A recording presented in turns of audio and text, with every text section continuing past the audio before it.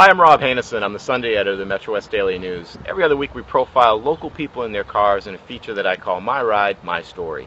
This week we're with Bernie Sinicole in his 1970 Oldsmobile 98, which is a mammoth car. And for somebody to drive a car like this, you really have to love really big cars. And this is something that you've always liked. So can you explain how you got that interest? Okay, my first car was a 1968 Cadillac Sedan DeVille, and I had that car 19 years. I liked it so much.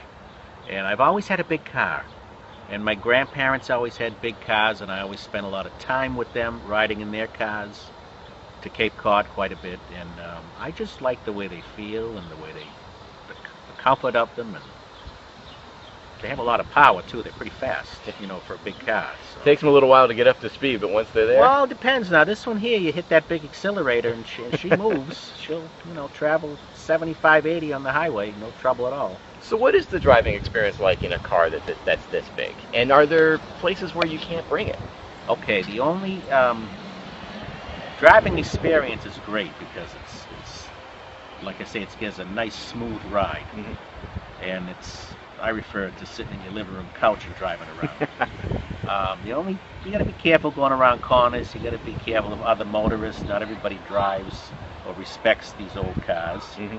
And just parking this thing, you need at least 2 spaces to park it safely. Mm-hmm. And that's about it. I mean, I'm not afraid to take it any place. There's no place I wouldn't go with it. Mm-hmm. Never goes out in the bad weather. No. But I drive it as often as I can, and I really enjoy it. And you've used it for a couple family events. Yeah, well. My nephew got married this past weekend, and I drove him and his bride from the church to the gristmill for pictures in Sudbury, and then back to the reception. I really enjoyed that. That was a fun thing. It was all decorated and with white ribbons and flowers, and it looked good. Great.